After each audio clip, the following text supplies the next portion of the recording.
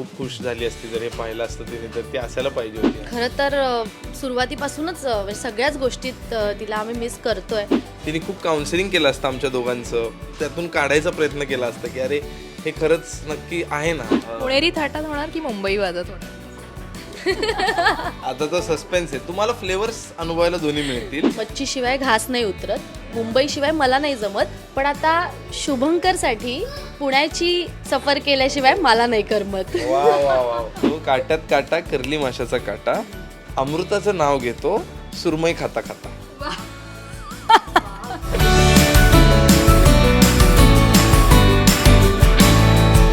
असं म्हणतात लग्न ठरल्यानंतर आणि लग्न होण्याआधीचा जो मधला काळ असतो ना, तो खूप सुंदर असतो, गोड असतो आणि तो खरं तर एन्जॉय करायचा असतो.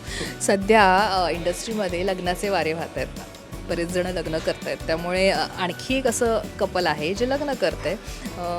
नुकताच त्यांचा साखरपुडा झाला, तर त्यानिमित्ताने आपण त्यांना भेटणार आहोत. ते आहेत म्हणजे शुभंकर एकबोटे आणि अमृता बने.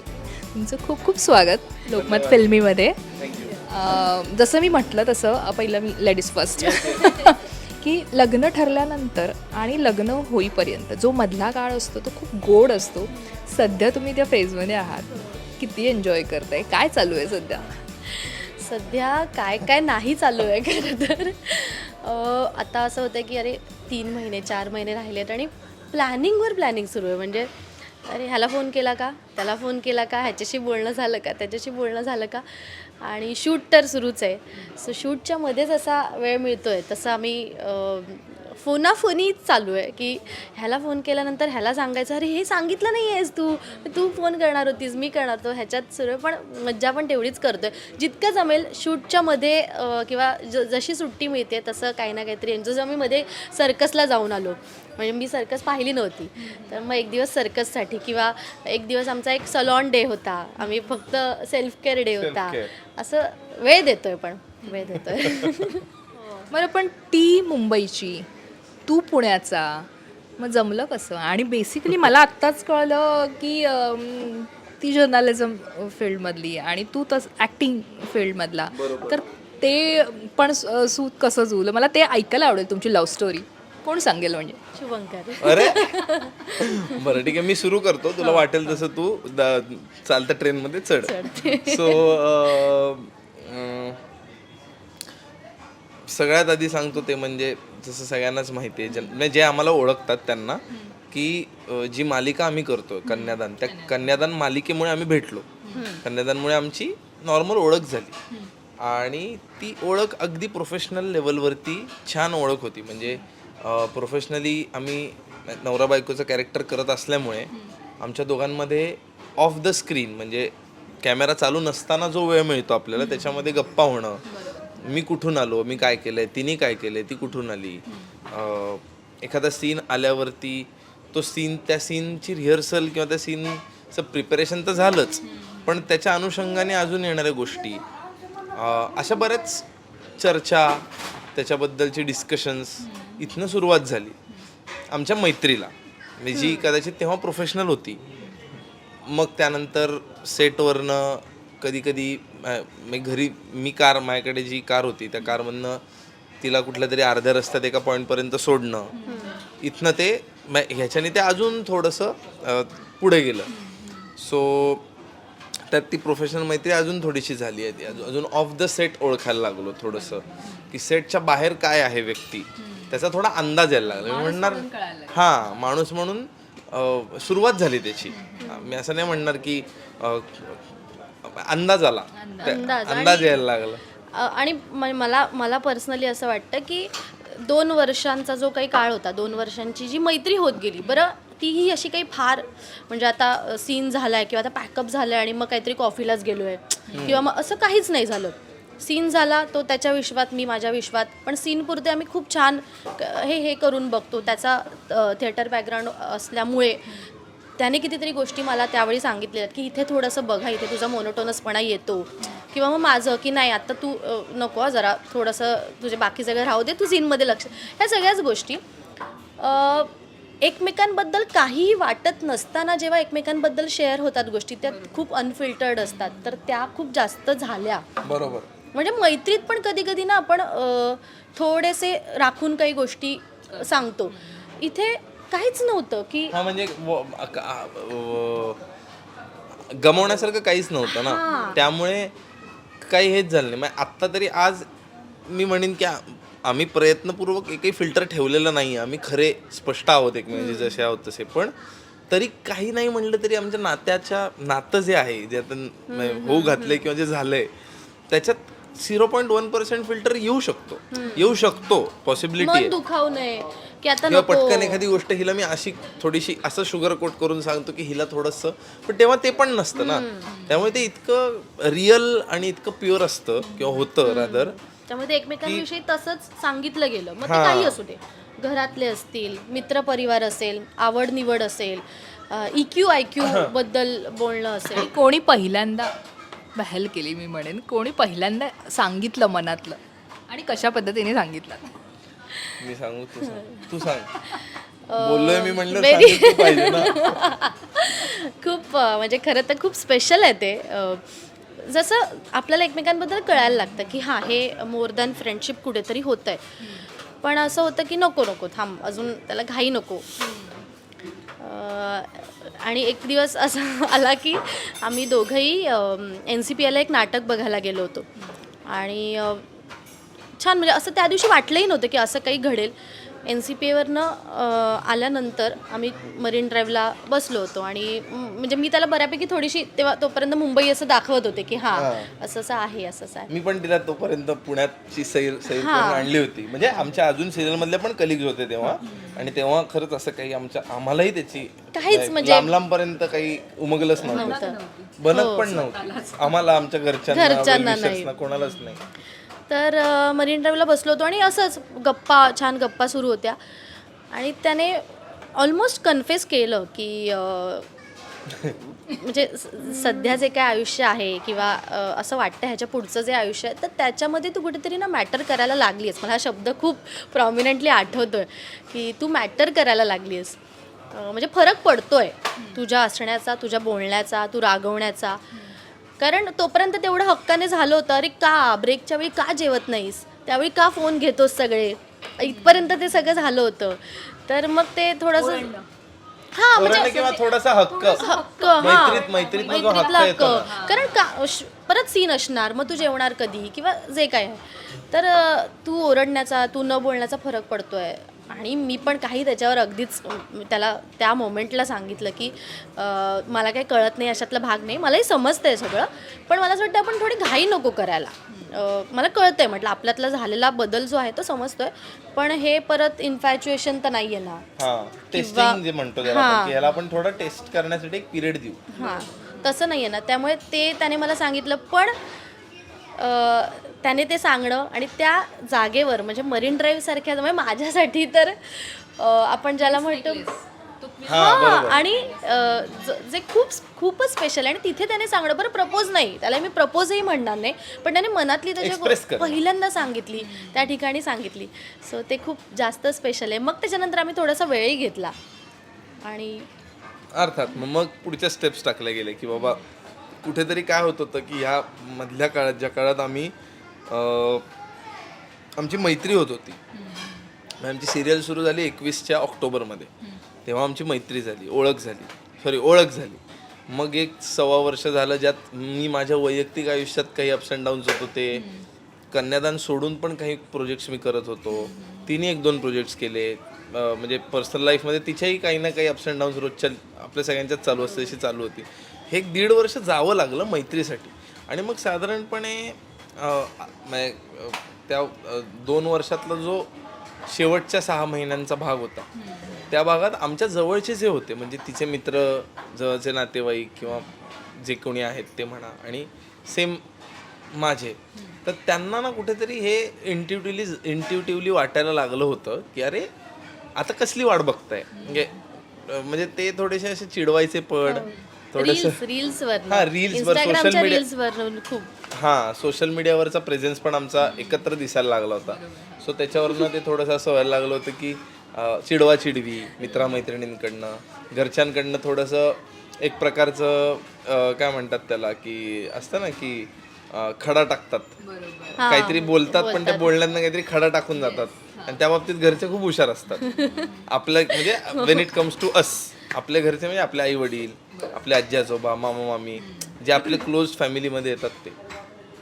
सो ते सगळं सुरू झालं होतं. म्हणजे मी हे एक्सप्रेस केलं ह्याचं कारण किंवा मला उमगलं ह्याचं कारण ही लोक बोलत होती हे नाहीये, पण मी सांगतोय की तेही घडत होतं पॅरलली त्या काळात. म्हणजे 2 रील नंतर किंवा इंस्टाग्रामच्या 2 मेसेज नंतर काहीतरी आहे वाटतं, हा मेसेज कॉमन होता. कॉमन. एक्झॅक्टली. जसं तुम्ही आता लव्ह स्टोरी सांगितली तुमची, खूप छान आहे, क्यूट आहे. आणि पुढे जसं जसं आपण जातो, एक एक दिवस जात असतो, जसं आत्ता मध्ये तू म्हणालीस, एक वाक्य आत्ता सांगताना म्हणालीस की जसं तू हक्काने ओरडायचीस, मैत्रीतला हक्क त्याला कळायला लागला होता. पहिला वाद पण असतो ना, तो छान असतो की आपलं खटका उडतो. आणि ॲक्च्युली व्हायला पाहिजे नवरा बायको झाल्यानंतर पण त्याला एक लिमिट असतं, त्याचं एक कुठे ते थांबायला पाहिजे, दोघांनी कुठे मर्यादा त्याची बाळगायला हवी ते आपल्याला कळायला लागतं. पण तो जो पहिला वाद असतो ना रिलेशन सुरू झाल्यानंतर, तो आठवतोय तुम्हाला? मला आठवतोय चांगलाच. पण त्याच्यात काय झालं ना, वाद हा दोन्हीकडनं फ्रिक्शन असतं.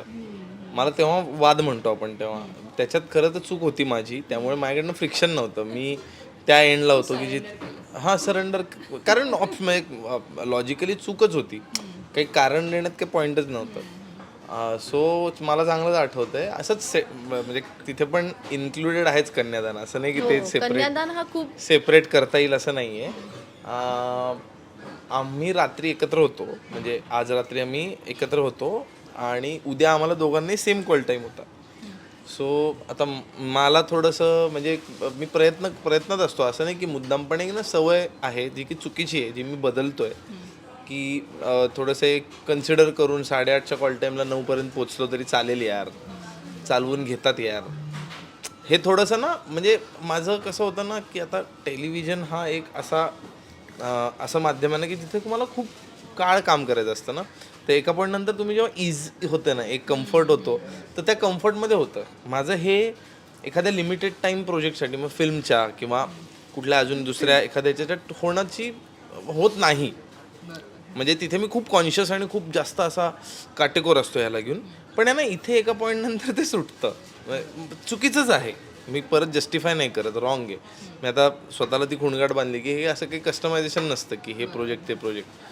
सो असं मला लेट झाला आणि ही येऊन थांबली होती जी त्या पॉईंटला आम्ही भेटणार होतो एका पॉईंटला. आणि तिथनं मग आम्ही गाडीतनं माझ्या पुढे जाणार होतो. पुढे ट्रॅफिक लागलं भयानक, घोडबंदर रोडला खूप जास्त नेहमीप्रमाणे जाम होतं. हे सगळं नंतरचे मुद्दे.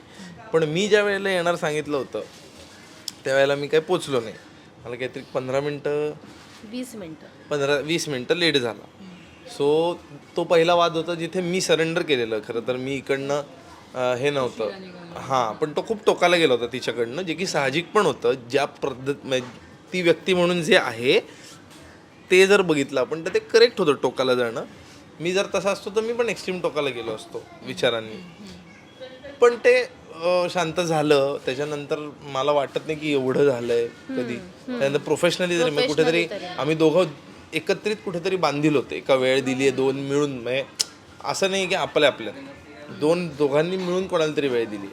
असं झालंय आणि असं लेट झाल्यास मला तरी नाही आठवतं की झालंय. नाही तसं नाही, कॅमेरा आहे म्हणून हे नको करूस. नाही तसं मला आठवत नसेल तर सांग. पहिला वाद, भांडण जे असतं ते झालं आणि तिथे ते तू सांगितलंस. पण मला इथे विचारायचं आहे की तुमचं जुळलं वगैरे ठीक आहे, पण आपण जेव्हा विचार करत असतो ना, माझ्या आयुष्यात येणारा तो किंवा माझ्या आयुष्यात येणारी ती कशी असावी, कसा असावा, हे आपण विचार करत असतो. ती तुझ्या आयुष्यात जेव्हा आली त्याआधी आपल्या आयुष्यात ही कशी मुलगी असावी, तुझ्या कल्पना काय होत्या आणि त्याच्याशी ती किती जुळतीये? अच्छा, जरा काय म्हणतात तर मी प्रयत्न करतो उत्तर देण्याचा. सो बेसिकली मी अशा पॉईंटला होतो माझ्या आयुष्यात की जिथे मी खरं तर same industry, same field, same department, लांबपर्यंत नको होतं. मला नको झालं होतं आधीच्या अनुभवांमुळे. काही मी थोडासा लांब गेलो होतो या गोष्टीपासून की नको, म्हणजे मी नट आहे तर नटच नको, किंवा जरी मी नट असतो तरी पण मग दुसऱ्या डिपार्टमेंटची कुणी नको, म्हणजे मीडियाशी रिलेटेडच काही नको, आपण अरेंज मॅरेजेस बघू, किंवा मी थोडंसं या बाबतीत माझे विचार खूप टोकाला जाऊन येत होते. आणि त्या काळात पॅरलली आमची मैत्री होत होती. त्या काळात आमचं तसं काही होण्याचा संबंधच नव्हता. सो तेव्हा मग खरं तर आता परत तेच आहे की मला ते वाटतं की मी सांगायला आवडेल मला की माणूस कुठल्या प्रोफेशनचा आहे, काय करतो, किंवा त्याचं व्यवसाय काय, हे नाही ठरवत की माणूस कुठल्या सिच्युएशनमध्ये इधर चूक करेल किंवा इधर काहीतरी जिंकेल, त्या सिच्युएशनवर मात करेल. म्हणजे त्याचं प्रोफेशन या गोष्टी नाही डिटरमाइन करत. तो माणूस कसा आहे हे डिटरमाइन करतं, त्याच्या व्हॅल्यूज काय आहेत, किंवा तो किती खरा आहे, प्रामाणिक आहे स्वतःशी, हे ते डिटरमाइन करतं. तो प्रोफेशन डॉक्टर असू दे, इंजिनियर असू दे ना, ते काय. सो हे कुठेतरी मला माहिती होतं, पण काय होतं ना, ते म्हणलं की आधीचे अनुभव असे होते की वॉल्स आल्या होत्या खूप जास्त, मीच माझ्या मनाला घालून ठेवलं. आणि जशी जशी आमची मैत्री होत गेली तसं जसं समजत गेलं की अरे, जसं ही मगाशी एक पटकन बोलता EQ आणि IQ, म्हणजे इंटलेक्च्युअल कोशंट आणि इमोशनल कोशंट, या 2 पातळ्यांवरती खूप जास्त म्हणजे काय म्हणतात त्याला की कॉम्प्लिमेंट करतोय आम्हाला. म्हणजे जसं नॉर्मल एक स्विच बोर्ड असतो आणि एक चार्जरची पिन असते, की ते वेगळे असतात, पण ते म्हणजे 3 पिनची पिन 2 मध्ये नाही घुसत. ते जितकं लॉजिकल आहे तितकंच लॉजिकली समजायला लागलं की अरे नाही, म्हणजे आपण EQ IQ बोलतो तर आपल्या चर्चांमध्ये जेव्हा जेव्हा काही काही मुद्दे येतात तेव्हा अरे असं होतं की आपण कॉम्प्लिमेंट करतोय. म्हणजे माझा मुद्दा हा तिला कॉम्प्लिमेंटिंग असतो चर्चेतला, किंवा तिचा मुद्दा हा मला कॉम्प्लिमेंटिंग असतो. विचार म्हणजे मुद्दा म्हणजे एक्सप्रेस केल्यावर ते मुद्दे होतात ना. सो तेव्हा मला कळायला लागलं की नाही, म्हणजे मुळात तुम्ही म्हणलात तसं मी अशी काही इमेज बांधलीच नव्हती. मी एवढंच ठेवलं होतं की इंडस्ट्रीतलं तुझ्या बाबतीत असं काही? मी कारण तू आधी जर्नलिस्ट, मग ॲक्ट्रेस, आणि मग आता तुझ्या घरात जाणारेस तिथे ऑलरेडी एक बॅगेज आहे तसं मोठं की आईने त्याच्या भरपूर हे करून ठेवलं, म्हणजे ते सेलिब्रिटी आणि हे. सो तुझ्या बाबतीत तू काय विचार केला होतास की तुझा होणारा तो कसा असेल, आणि तसाच शुभंकर आहे का? म्हणजे क्वालिटी वाईज बघ, प्रोफेशन वाईज नाही पण क्वालिटी वाईज. खरं सांगायचं तर त्यालाही माहिती आहे, म्हणजे ह्याच्यावर आमचीही चर्चा झाली होती की मी थोडंसं लग्न या विषयापासून लांबच होते, म्हणजे टाळत होते म्हणशील तरी चालेल, की टाळत होते अक्षरशः. आणि असं एक असतं ना की एक म्हणजे 2-3 वर्ष तुम्ही सिंगल असता आणि ॲब्सोल्युटली सिंगल असता, की तुम्ही तुमचं आयुष्य छान एन्जॉय करता. दॅट डझंट मीन की तुम्ही स्वार्थी आहात असं नाही, पण तुमचं एक छान रुटीन आहे, कामासाठी वेळ देताय, कशातही कोणालाही काही तुम्ही आन्सरेबल नाही आहात, घर छान, आईबाबा, इतकं सगळं, मित्रमैत्रिणी, परिवार आणि आपलं काम, हे सगळं होत असताना मला असं लग्नाबद्दल अजिबातच हे नव्हतं की नको, आपण आत्ता नको करायला. आणि त्याने सांगितला तो मुद्दा खरं तर आमच्या चर्चेत सगळ्यात पहिल्यांदा आला की मी अशी होते की नाही, इंडस्ट्रीमध्ये मला बघायचंही नाही आहे, लग्न नाही, पण मला रिलेशनशिप किंवा अफेअर पण नाही, माझे काही अनुभव किंवा काही नाही, पण मला एक असं होतं की नाही, नको, म्हणजे नको. आपण इन केस अरेंज मॅरेज केलं, खरं तर सिंगल राहायचाच विचार होता की छान आपल्याला कामाला मस्त वेळ देता येतो, आपण सकाळी उठा, छान वर्कआउट, असं सगळं आपलं छान ठरलेलं डिझाईन आहे, त्याच्यात आणखीन आता कुठली स्पेस मला नव्हती कोणाला हे करायची. सो असं होतं की नाही, इंडस्ट्रीमध्ये नाही करायचं. सेकंड थिंग इज, म्हणजे घरचे जेव्हा बघत होते त्यावेळी मी अशा 2च गोष्टी सांगितल्या होत्या की मला माझं काम हे छान, मला आयुष्यभर एन्जॉय करायचं आहे, ते मला करून देणारी फॅमिली असेल तर आवडेल, आणि मला मुंबईत राहायचं आहे, मला मुंबईत राहायचं आहे, इतकं माझं हे होतं. आणि तिसरं, इंडस्ट्रीमध्ये नाही का, त्यांनाही सांगितलं होतं की मला इंडस्ट्रीमध्ये नाही बघायचं आहे कोणी. सो अजिबातच नाही, म्हणजे असं तू जे म्हणतेस की एक पिक्चर काही तयार केलं तो प्रश्नच येत नाही. पण ह्या 3 ज्या गोष्टी आहेत त्या कुठेतरी, म्हणजे आज मगाशी जसं म्हणाले की ही तत्त्व थोडीशी माझी होती ती कुठेतरी मला मागे आणावीशी वाटली आणि त्याचा विचार आधी करावासा वाटला. तिथे मला असं वाटते ते पिक्चर कुठेतरी एक तर मोठी हे की पुण्याची आता सून होणार आहेस तू म्हणजे तिथेच तू मोठी उडी घेतलीस खरं तर, म्हणजे तुझ्या तत्वांपासून लांब जात. पण ॲक्च्युली हे चांगलं पण आहे, जे आपल्याला मनाला पटतं ते आपण नेहमी आयुष्यात करायचं असतं. एक दुसरं मी म्हटलं तसं की अश्विनी एकबोटे यांचा शुभंकर मुलगा असल्यामुळे त्याला एक ऑलरेडी त्याच्या भोवती ते सर्कल आहे की आईचं अभिनेत्री असल्यामुळे. तर आत्ता त्या घरात तू चालली आहेस, तर काय सांगशील, म्हणजे त्यांच्याबद्दल तू आधी ऐकलं असशील, पाहिलं असशील, तर त्याविषयी मला ऐकायला आवडेल. म्हणजे आमच्यामध्ये चर्चा तो आशू आई असं म्हणतो, त्यामुळे मलाही मी ते आपसूक म्हणायला लागले. तेही खूप आपसूक झालं आहे खरं तर, की आशू आईचं काम इतकं पाहिलं आहे, काम करण्याची संधी नाही कधी आली. त्याचं थोडंसं मला वाईट वाटतं की मी त्यांना नेहमी म्हणते, की बाबांना पण म्हणते, त्यालाही म्हणते की तुम्ही किती लकी आहात. म्हटलं मला तिचा सहवास लाभला असता, काम मी म्हणत नाही, सहवास जरी लाभला असता तरी मला खूप छान वाटलं असतं. पण डेफिनेटली तू जसं म्हणालीस तसं की त्यांनी कामच इतकं छान केलं आहे, किंवा इतक्या काय म्हणतात एक वेगळा शिक्का, एक वेगळा ठसा त्यांनी उमटवला आहे की नक्की ते मला दडपण आहे. पण मला त्याही पलीकडे असं वाटतं की त्यांनी पण मला इतकं छान सगळ्यांनी इतकं स्वीकारलं आहे की मला असं वाटतं आशू आई आज आपल्याला बघत असेल असं, आणि तिला खूप छान वाटत असेल. म्हणजे आणि तिच्यासाठी म्हणून आम्ही छान काम करत राहू दोघंही. आज असं असतं ना, प्रत्येक म्हणजे मुलीच्या बाबतीत म्हणतात की मुलांपेक्षा मुलीच्या बाबतीत म्हणतात की आई असायला हवी त्यावेळेला. पण असं असतं, मुलं खूप हळवी असतात, ते बोलत नाहीत पटकन, पण त्यांच्या मनात कुठेतरी असतं. पण आज तुझ्या आयुष्यात इतका मोठा दिवस येणार आहे, इतकं मोठे छान आनंद, आणि आज आई नाही आहे पण आईचे आशीर्वाद नेहमीच आपल्यासोबत असतात, ती आपल्याला बघत असते. सो आज आई असती तर एका फटक्यात तिने पसंत केलं असतं. ह्याच्यावर आमची हां, तू आईला तुला आता जास्त माहिती आहे, त्यामुळे काय म्हणाली असती पहिल्यांदा हिला घेऊन गेला अश्विनी? मी म्हणजे आमच्या पण चर्चा झाल्या त्याच्यावर खूप वेळा की असती आत्ता इथे असती तर काय, म्हणजे आम्ही कुठे कुठे जातो फिरतो मी हे त्याला करत कधीही हा प्रश्न विचार, मी आत्ता हे केलंय त्याच्यावर आशुई काय म्हणाली असती रे, किंवा ते पहिलं भांडण, आमचं पहिलं भांडण, म्हटलं ह्याला आशुई कशी रिॲक्ट झाली असती, किंवा काय तिने काय कोणाची बाजू घेतली असती, खरं सांग मला. असे मी त्याला काही मध्येच कधीही हा प्रश्न विचारू शकते त्याला. आणि मी पण म्हणजे बोलत असतो की आता ती खूप खुश झाली असती जर हे पाहिलं असतं तिने तर ती असायला पाहिजे होती. तू हिच्याबद्दल सांगितलं असतंस तर पहिल्या त्या काय बोलल्या असत्या, किंवा तुला जास्त माहिती आई म्हणून? पहिले म्हणजे तिने मला खूप आधीच सांगितलं होतं कॉलेजमध्ये असताना की तू म्हणजे डायरेक्टर सांगायचं तर तू अफेअर्स हवी तेवढी कर, पण घरी जिला घेऊन येशील ते घेऊन आल्यानंतर मग मी म्हणजे मग ते माझ्याकडे सुपूर्त केल्यासारखं आहे. मग लक्षात ठेवायचं की ते आयुष्यभराचं पुढे काहीतरी कनेक्शन असेल आणि त्या दृष्टीनेच घरी आणायचं, नाही तर घराकडे तिची वाटही दाखवलं, घर हे माझं घर हे दाखवायचं पण नाही, असं तिने मला खूप आधी सांगितलं होतं.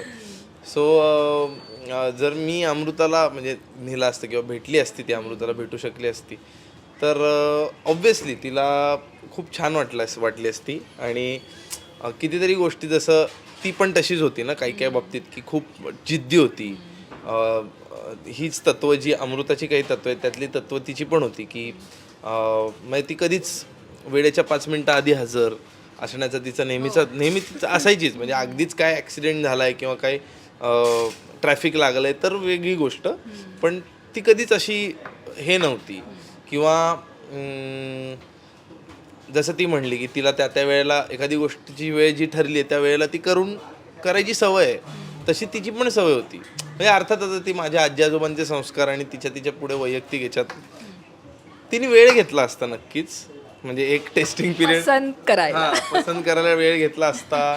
तिने खूप काउन्सिलिंग केलं असतं आमच्या दोघांचं, खूप जास्त चर्चा केली असते आमच्यासोबत, कुठे कुठे नेलं असतं, तिथे नेऊन आमच्याशी गप्पा मारल्या आणि त्यातून काढायचा प्रयत्न केला असता की अरे हे खरंच नक्की आहे ना, म्हणजे हे आयुष्यभरासाठी म्हणतायत का खरंच आहे आतून. हा एक वेळ तिने घेतला असता नक्कीच, कारण तिला मी तेवढं ओळखत होतो. ती अगदी छोट्यातला छोटा निर्णय पण असा म्हणजे खूप विचार करून घ्यायची ती पुढच्या होणाऱ्या गोष्टी. सो मला तेच वाटतं की आवडली असती, खूप पसंत केलं असतं तिने मनापासनं या गोष्टींमुळे की ॲटलिस्ट ह्या बाबतीत आपल्या पोराला ती लाईनीवर ठेवेल किंवा काय बाबा या गोष्टी आहेत. सो पसंत केलं असतं, पण तेच की वेळ खूप घेतला असता तिने, म्हणजे उलटं पालटं करून म्हणतात ना ते सत्व परीक्षा. सत्व परीक्षा सत्व परीक्षा नाही, अगदी एकदम टेलिव्हिजनचा शो कुठला तरी मराठी सिरियल दिसली आपल्याला तसं नाही, पण छान एन्जॉय करत करत तिने तो वेळ घेतला असता. हां नक्कीच ते, आणि ते हे महत्त्वाचं आहे. पण शुभंकर, मला इथे विचारायचं आहे की जसं मी म्हटलं सुरुवात केली, पण ह्या काळात ना एकमेकांना आपण जास्त समजतो, समजून घेतो आणि आपल्याला आपण कळतो खऱ्या अर्थाने. पुढे आपल्याला कसं एकमेकांसोबत लग्नानंतर टॅकल करायचं आहे ते पण गोष्टी कळतात. त्यामुळे अमृता कशी कळते आणि अमृता कशी आहे ही जास्त नव्याने तुला कळत असेल या पिरियडमध्ये, काय सांगशील? हो हो.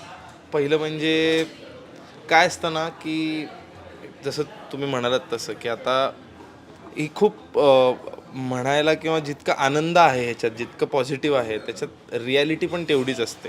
कितीतरी गोष्टी असतात की जिथे म्हणजे काय म्हणतात त्याला की तुम्हाला कम्पॅटेबिलिटी हा जो एक मुद्दा असतो त्याच्यातला, तो कम्पॅटेबिलिटीचा मुद्दा हा असा लगेच एका रात्रीत समजत नाही. माझं तर म्हणणं आहे तो समजण्याची प्रोसेस हेच संसार आहे, म्हणजे असं मला वाटतं. मी कदाचित लहान तोंडी मोठा घास घेत असेल, अजून काहीच म्हणजे अजून आमच्यात तशी बेबी स्टेप्स आहेत, अजून पहिली स्टेप आम्ही टाकणार होतो. सो मला हेच असं वाटतं की ती कम्पॅटेबिलिटीचा शोध घेत असताना नकळतपणे आपण एकमेकांना समजत जातो. सो तुम्ही म्हणाल तसं त्या एकमेकांना समजत जाण्यात समोरच्या म्हणजे आपल्या पार्टनरच्या चष्म्यातनं आपण स्वतःला समजत जातो. आणि अमृता कशी समजत जाते स्पेसिफिकली तर माझ्यात आणि तिच्यात खूप व्यक्ती म्हणून फरक आहे. कितीतरी गोष्टींमध्ये तो फरक दिसून येतो, अगदी आवडीनिवडींपासनं ते एखाद्या गोष्टीचा एखादी गोष्ट ॲब्झॉर्ब करताना, रिसीव करताना, ते इंटरप्रेट करताना त्याच्यामधले फरक आहेत खूप जास्त. कारण ते आयुष्याकडे बघण्याचे किंवा एखादे आयुष्य जरा मोठा विषय आहे, पण अगदी टायनी एखाद्या गोष्टीकडे बघण्याचे अप्रोचेसमधले फरक आहेत आणि ते असणारच आहेत. जे आहेत फरक आहेत म्हणूनच आम्ही कुठेतरी एकमेकांना कम्पॅटेबल होतो. जर सारखेच असतो तर कदाचित नसतो. हां. सो आहे ती खूप जास्त तिच्या तत्वांना किंवा तिची जी काही तिची तत्त्व आहेत आयुष्य जगताना जी असतात एखाद्या व्यक्तीची, मग ती डिसिप्लिन असू दे किंवा तिच्यातल्या ज्या क्वालिटीज आहेत त्या असू देत, मग पंक्च्युअलिटी असू दे, कितीतरी आहेत अशी तिची जी काही तिने तत्त्व स्वतःला घालून घेतली ती त्याला खूप प्रामाणिक असते. आणि मग ती वेळ पडली तर थोडीशी काय म्हणतात त्याला की मी असं म्हणेन की असं निगेटिव्हली नाही, पण थोडीशी सबन पण होते, म्हणजे थोडंसं. आणि जे करेक्ट आहे, म्हणजे जे मला शिकण्यासारखं आहे तिच्याकडनं, मी जी व्यक्ती म्हणून मी आहे, मी जिथे खरं तर वीक पडतो ते मला तिच्याकडनं शिकण्यासारखं आहे. सो असं मला वाटतं की अशा कितीतरी गोष्टी आहेत. मी तुम्हाला एक फक्त त्यातली 10 लिस्ट आहे ती, त्या लिस्टमधली एक गोष्ट शेअर केली. आणि अजून एक महत्त्वाची गोष्ट मला अशी वाटते की पहिलं म्हणजे एकमेकांना ॲक्सेप्ट करणं हे खूप इम्पॉर्टंट असतं. हे मला तरी समजलं. काय होतं ना, आपण नुसतं असं काय आहे, हा असा काय, किंवा ही अशी काय आहे, हिची ही गोष्ट बदलणारच नाही आहे का कधी, हे असे प्रश्न जेव्हा पडतात ना, तेव्हा असं फक्त एकदा स्वतःला समजा विचारलं ना की अरे आपण पण परफेक्ट नाही होत, आपल्यातली पण एखादी गोष्ट तिला खटकत असेल ना, तर तेव्हा मुळात आधी ॲक्सेप्ट करणं गरजेचं आहे. आणि आपण अमृता एखादी गोष्ट बोलली की अरे आज हिने मला ह्याच्यावरनं लेक्चर दिलं किंवा बोलली, तिला पटली नाही एखादी माझी एखादी ॲक्शन किंवा एखादी गोष्ट, तर त्याच्यानंतर त्याला डिफेंड करण्याच्याऐवजी एक क्षण स्वतःसाठी घेऊन जर विचार केला खरंच, आणि नंतरची गोष्ट म्हणजे विचारल्यानंतर जे उत्तर येईल आतून, होतं हो नाही तर नाही, की हो ही म्हणते त्यात खरंच तथ्य आहे का, कदाचित हे ती म्हणते ते खरं आहे यार, मी केलं ते ठीक आहे, मला वाटलं म्हणून केलं, पण असाही त्याच्याकडे बघण्याचा एक चष्मा आहे. तर कदाचित भांडणं, रुसवे फुगवे, वादविवाद हे होतील, पण त्याचा अंत, त्याचं कन्क्लुजन पॉझिटिव्ह असेल असं मला वाटतं.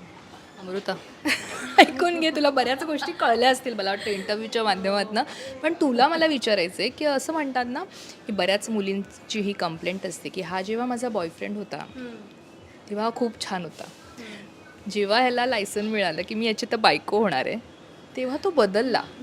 आणि लग्नानंतर तर मग काही विषयच नसतो तर बोलायचा. पण आता तू शुभंकरकडे पाहतेस, तुम्ही भेटलात, तिथपासूनचा पुढचा काळ, आत्तापर्यंतचा काळ, एंगेजमेंट झाल्यानंतरचा काळ, तो कुठे कुठे बदलला आहे किंवा चांगल्या पद्धतीने किंवा तुला असं वाटतंय की थोडा बदलला आहे, इथे थोडं असं झालं आहे, असं काही आहे का म्हणजे शुभंकरच्या बाबतीत? खरं सांगू प्रणाली, म्हणजे तू जे म्हणालीस ते इतकं करेक्ट आहे की बॉयफ्रेंड असताना व्यक्ती वेगळी असते आणि नवरा असताना व्यक्ती वेगळी असते. मी आत्तापर्यंत ऐकलं आहे आणि 100पैकी मी सांगेन की 70% मी हेच ऐकलं आहे की लग्न झाल्यावर सगळं बदलतं, बापरे लग्न नकोच. आणि ह्या विचारांची मी सुद्धा होते. म्हणूनच ते कधी असं होत होतं की आई बाबा बघत असताना नको आत्ता नको आत्ता नको, नंतर विचार करूया. अनफॉर्च्युनेटली लग्नाचे थोडेसे साईड इफेक्ट्सच मी जास्त ऐकलेत. त्यामुळे आता त्यानंतर आमचं असं झालं की आता बघूया की काय असं होतं, हे तर बघूया म्हणून म्हणून करूया. म्हणजे ते पॉझिटिव्हलीच तो विचार केला आहे. पण बदल म्हणशील तर पुन्हा तो जे म्हणाला ना की समोर दोन, आता माझा चष्मा एक असतो, त्याच्यात आणखीन एक आणि चष्मा. एक तो मॅच्युअर्ड झाला का? म्हणजे मुलं ना पटकन होतात जबाबदारी आणि याच्यामुळे तो काही फरक दिसतोय का तुला की आता लग्न होणार आहे, आता माझ्यावर एक जबाबदारी आहे? ते मी तो मगाच सांगत होते ते कंप्लीट करते हा प्रश्न. नाही नाही मी सांगते ते की तो जसं म्हणाला की चष्मा आत्तापर्यंत माझाच होता, पण आता एक आणखीन एक चष्मा ॲड झाला आहे आणि तो मला माझ्या नेहमी पर्समध्ये, माझ्यासोबत, माझ्या डोळ्यांवर नेहमी ठेवायचा आहे. हे जे आहे ॲक्सेप्टन्स, ते कुठेतरी मला असं वाटतं आहे एंगेजमेंटच्या आधी आम्ही दोघांनीही ठरवलं होतं. आणि पुन्हा तेच सांगेन की आता मागे नाही, ही जी गोष्ट आहे किंवा ह्या गोष्टीला आपण आणखीन पुढे कसं नेऊ शकतो, हा जेव्हा डोक्यात विचार असतो त्यावेळी ती गोष्ट आणखीन पॉझिटिव्हली नेतो आपण. बदल म्हणशील तर बदल असा नाही घडत. मला असं वाटतं की माणसाचा स्थायीभाव कधी बदलत नसतो. माणूस डेफिनेटली आपल्यासोबत जो माणूस आहे, कंपनी आहे, त्याला आपण कुठेतरी सोबत करतोय की नाही ह्याच्यासाठी आपल्या डेली रुटीनमध्ये छोटे छोटे बदल करतो, पण त्याचा स्थायीभाव नाही बदलत. आणि मला असं वाटतं ते जे छोटे छोटे बदल आहेत ना, ते खूप जास्त इम्पॉर्टंट आहेत रादर दॅन मोठा कुठला तरी बदल करण्यापेक्षा. आणि तो डेफिनेटली आम्हा दोघांमध्ये होतो आहे. म्हणजे आम्हाला दोघांनाही जाणवतं की हो, की हे असं मी नव्हते पण मी आता करते, किंवा हे कसं म्हणजे स्पेसिफिक एखादी गोष्ट? जसं की तो असा पटकन एखाद्या गोष्टीला, म्हणजे त्याला असं एखादी गोष्ट विचारल्यानंतर तो असं कोणाचंही मन दुखवत नाही. ही त्याची खूप छान गोष्ट आहे खरं तर, खूप चांगला त्याचा गुणधर्म आहे. पण मग मला असं कधीतरी होतं की तुला जर नाही आवडत आहे ना तर तुझं नाही म्हण त्या ठिकाणी. पण आत्ता तर कुठेतरी त्या गोष्टींचा विचार करतो किंवा त्या गोष्टींना होतोय, रिॲक्ट होतोय. किंवा माझ्यातला बदल म्हणशील तर थोडंसं म्हणजे वेळेच्या बाबतीत असं होतं की मला त्याच वेळी काही गोष्टी करायला आवडतात. तर थोडंसं असं होतं ठीक आहे जाऊ दे, 5 मिनटं 10 मिनटं झाली, ठीक आहे, इट्स ओके, होणार आहे. हा माझ्यातला थोडासा बदल आहे. तर ते ती गोष्ट तेवढी धरून न ठेवता जर आपण त्यात बदल केले तर मला असं वाटतं की म्हणजे तेच परत तेच सांगेन की मोठे बदल करण्यापेक्षा आपल्या आयुष्यातले छोटे छोटे बदल हे खूप मॅटर करतात, जे करावे लागणार आहेत अजूनही. नाही, ही प्रोसेस आहे, आत्ताशी सुरू झाली. आता हे काय म्हणतात, सूर्य के पहिली किरण से सूर्य के अंतिम किरण तक हे चालू राहणार आहे. म्हणजे हेच तर आहे ना, म्हणजे जर्नी ह्या सगळ्या बदलांची किंवा ह्या सगळ्या ही जर्नी हेच डेस्टिनेशन आहे. म्हणजे ह्याचा काही असा अंत नाही. जर्नी हेच अंत आणि जर्नी हीच सुरुवात आहे. आत्ता तयारी कशी सुरू आहे? लग्न काही दिवसांवरच आहे, महिन्यांवरच आहे. पण असं असतं ना की इथे करायचं तिथे करायचं, मुंबईत करायचं की पुण्यात करायचं, डेस्टिनेशन मॅरेज करायचं की हॉलमध्ये करायचं, की आपलं एखादं छान एखादे छोटेखानी करायचं, की अगदीच काय काय म्हणजे एक्झॅक्ट प्लॅन सांगू नका, पण जे काही 4-5 प्लॅन्स आहेत ते अंदाज आम्हाला हवेत. खरं तर आमचं जे काही ठरलं होतं दोघांचं काहीच होत नाही. काहीच नाही. म्हणजे आम्हाला दोघांचे म्हणजे असं म्हणणं होतं की नको बाबा लग्न म्हणजे असं खूप भयंकर मोठ्या प्रमाणात जसं करतात तसं नाही आपल्याला करायचं, अजिबातच नाही करायचं. पण म्हणजे कुटुंब, मित्रपरिवार आणि अर्थात मग या सगळ्यांचं प्रेम, या सगळ्यांचं आमच्या प्रती असणारे मग ते काही म्हणते प्रेम, आशीर्वाद, ह्या सगळ्या गोष्टी बघताना तो काय म्हणतात गोतावळाच इतका मोठा आहे आणि तो छान आहे. त्यामुळे आम्ही कुठेतरी त्याला हे झालो, मोल्ड केलं स्वतःला की ठीक आहे आता करूया. इतक्या सगळ्यांना छान वाटतंय. बरं हे इतके वेलविशर आहेत, त्यांना वाटत होतं कुठेतरी की आमचं व्हावं. मग असं वाटतं तेही साक्षीदार असायला हवेत.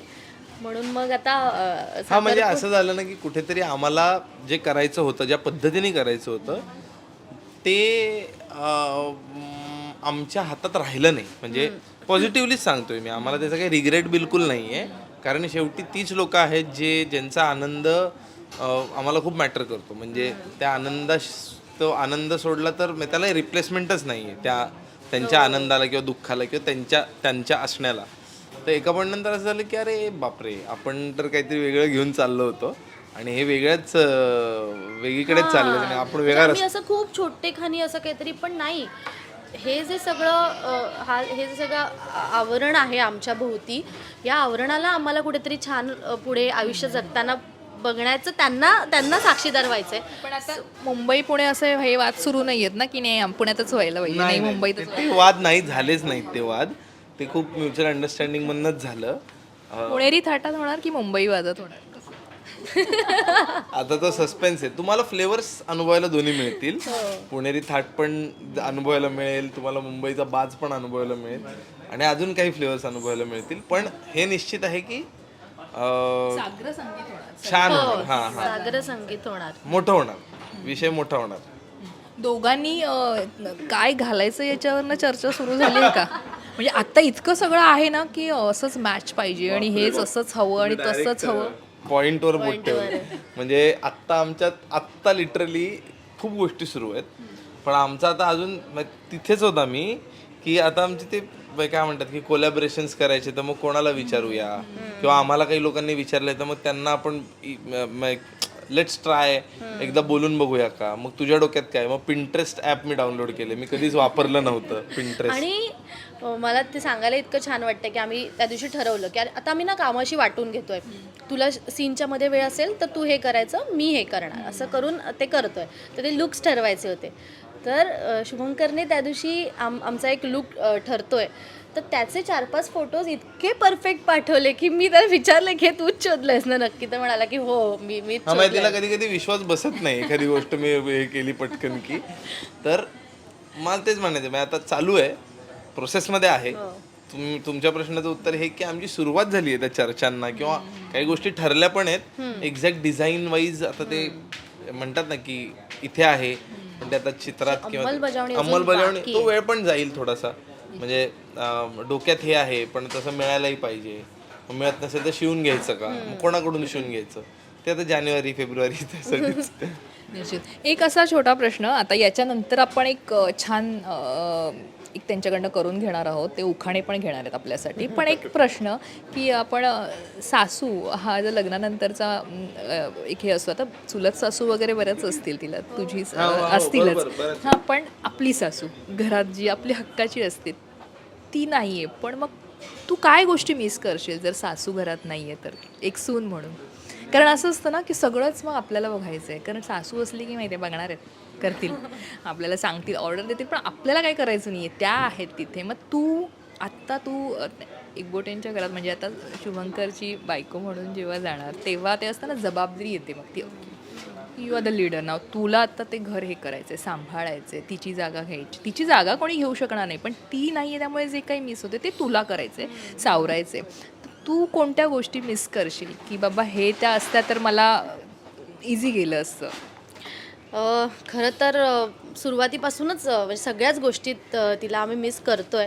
पण नक्की म्हणजे जसं आता आम्ही गणपतीला म्हणजे मी पहिला कुठला सण जो त्याच्या घरी मी गेले असेल लग्न ठरल्यापासून तर ते गणपती होता, बाप्पा बसतो. तर त्यावेळी म्हणजे शुभंकरच्या आईला माहिती आश्वईला अथर्व पठण जे असतं, अथर्वशीर्ष पठण ते 108 वेळा त्याचं करायची तिला खूप हे होती. म्हणजे तिला आवडीने ती करायची ती अनंत चतुर्दशीच्या दिवशी, बरोबर ना? तर त्यावेळी म्हणजे ते पहिल्यांदा मी यावेळी अनुभवलं की आपण सगळे आणि त्यात ते सगळे एकत्र म्हणतायत तो सगळ्यांना. तर त्यावेळी तिचं होतंच म्हणजे तिचा प्रेझेन्स तिथे होताच. तर तिथे ती असती तर आणखीन तिने मला 4 गोष्टी सांगितल्या असत्या की हे असं करायचं आहे किंवा बाप्पाला नैवेद्य दाखवताना असेल. दिवाळीमध्ये खूप जास्त मला असं वाटतं की मी यावेळी मला दिवाळीला तर नक्की म्हणजे जाता नाही आलं, पण त्यावेळी तिने काही गोष्टी मला नक्कीच फराळाच्या काही गोष्टी सांगितल्या असत्या. पण मी हे नक्की सांगेन की जरी आशुही आत्ता आमच्याबरोबर, पण माझे जे सासरे आहेत म्हणजे शुभंकरचे बाबा आहेत ते इतके ह्या बाबतीत इतके काय म्हणू शकतो आपण, इतके चेअरफुल आणि खूप छान ॲक्सेप्टन्स आहे त्यांच्याकडे, इतका छान आहे. खरं तर कसं आहे ना की दोघांचं म्हणजे एक व्यक्ती जेव्हा आपल्या आयुष्यातून जाते त्यावेळी दोघांचं एक जग झालेलं असतं. तिथे तिसऱ्याला पटकन इन्क्लूड करणं हे थोडंसं डिफिकल्ट असतं, पण त्यांनी इतकं छान मला दोघांनी पण हे करून घेतलं आहे. सो मला त्यांच्यामुळे खूप गोष्टी खूप इझी जाणार आहेत नक्की, त्याच्या बाबांमुळे. निश्चित. आणि थोडी इमोशनल झालीस तू, पण आत्ता मला एक छान आपण हा सांगता जी आहे या इंटरव्ह्यूची करणार आहोत ते सुंदर उखाणे घेणार आहेत. आणि उखाण्यांमध्ये मजा काही औरच असते. तर जसं ladies first. All the best. बापरे, आत्तापासूनच सुरुवात करावी लागणार. पण मासे खातोय तर मला असं वाटतं की, आणि मला खूप आवडतात मासे. आम्ही मध्यंतरी मी शुभंकरला पण नेलो होतं मासे खायला.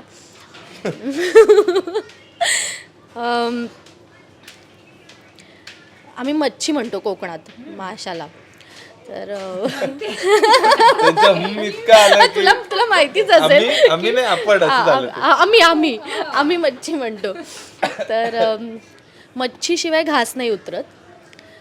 मुंबईशिवाय मला नाही जमत. मच्छीशिवाय घास नाही उतरत. मुंबईशिवाय मला नाही जमत. पण आता शुभंकरसाठी पुण्याची सफर केल्याशिवाय मला नाही करमत. वा वा वा. शुभंकर स्वतःसाठी पण दोघांसाठी. खास करून तुझ्यासाठी. Yes yes yes definitely. आता तू. ओके. तिला हसत होता आता तू. बापरे. घे आता घे. खरं तर हे खूप अवघड आहे. म्हणजे हे असं आता आम्हाला याची आमची नेट प्रॅक्टिस आहे ही सगळी. पुढे जाऊन मग एक तू पण काहीतरी म्हणजे फिश आला पाहिजे त्याच्यामध्ये. मच्छी आली पाहिजे. मच्छी महत्वाची. ठीक आहे, चला प्रयत्न करतो मी. का एक तर सगळ्यात आधी सांगतो ते म्हणजे मला लहानपणापासून फिश किंवा इवन चिकन लहानपणापासून माझ्या घरात खात नाहीत. त्यामुळे मला सवय नाही. मला आवडतं भयानक. मी जसं 11वी-12वी झाली तसं मी घरात आणून खायला लागलो. घरातले आहेत खूप लिबरल आहेत त्या बाबतीत की तू खा. हां, म्हणजे तुम्ही भांडी वापर घरातली किंवा काय करायचं ते कर, तुझं तू कर, आम्हाला घेऊ नको मध्ये. सो मग जसं FY मध्ये गेलो तसं माझ्या लाईफमध्ये वेट ट्रेनिंग आलं, जिम आली, त्यामुळे मग मी घरी पण खायला लागलो. सो मला आवडतं नॉनव्हेज भयानक. मी फॅन आहे. मला जमत पण नाही कधी कधी नॉनव्हेज शिवाय. पण फिशची सवय नव्हती. तर त्यामुळे होतं काय की मला कमी काटे असलेला मासा, मी नेहमी आम्ही कुठे गेलो की कुठलाही नवीन काय मागवलं, काटे किती आहेत यात, तेवढंच एक प्रश्न. आपलं बेसिक फंड आहेत, काटे जास्त नको, काढायला कष्ट नको, छान खाता आलं पाहिजे. ते खाता खाता मध्ये अरे तो काटा इथे कुठेतरी असतो, इथे असतो, इथे असतो, मग तो काढा. सो ते होत नाही. सो मी सुरमई ह्या विषयाला धरून एक घेतो, कारण सुरमई मिनिमल काटा असतो ना. काट्यात काटा, कर्ली माशाचा काटा. करली हो. कर्ली ह्यानीच सांगितलं, मी खाल्ला नाही अजून. तुला माहिती आहे त्यांना अजून त्यांच्या सगळ्याच हो. हा. सो त्या कुटुंबाला, तिच्या अख्ख्या कुटुंबाला म्हणजे पप्पांना तिच्या खास करून मला कर्ली खाऊ घालायची. तिला पण आहे, तिला मला कर्ली खाऊ घालायची. काटे असते. हा. सो काट्यात काटा, कर्ली माशाचा काटा, अमृताचं नाव घेतो सुरमई खाता खाता. सॉलिड नाव होतं. आणि याच मस्त छान चटकदार नॉनव्हेज उखाण्यांवर नाही म्हणणार, उखाणे सुंदर होते. या चविष्ट उखाण्यांवर आपण या इंटरव्ह्यूची सांगता करतोय. आणि पुन्हा एकदा तुम्हा दोघांना तुमच्या पुढील आयुष्यासाठी आमच्याकडनं म्हणजे लोकमत फिल्मीकडनं खूप खूप शुभेच्छा. आपण भेटूच नक्की लग्नाआधी पुन्हा एकदा. आणि अर्थातच असे छान गोडी गुलाबीने राहा, जसे आत्ता इतके छान बोललात समजूतदारपणे तसंच बोला आणि राहा. आमच्याकडनं त्या शुभेच्छा. धन्यवाद. थँक्यू. अजून मला पण एक मनापासनं आमच्या दोघांकडनं तूही बोल म्हणजे पण मनापासनं थँक्यू लोकमत फिल्मी, प्रणाली ताई, सगळेच टीम तुमची, की हे जुळवून आणलं आपण. कारण हे ठरतही नव्हतं, हे खूप अथक परिश्रम झाले आम्हाला हे ठरवायला. ही 3 लोकांची अवेलेबिलिटी बघत हे सगळी मूठ बांधायला. सो खूप खूप धन्यवाद मनापासनं की ही संधी आम्हाला मिळाली इकडे. आणि इतकं मनापासून एक्सप्रेस होण्याची संधी खूप कमी लोकांना मिळते.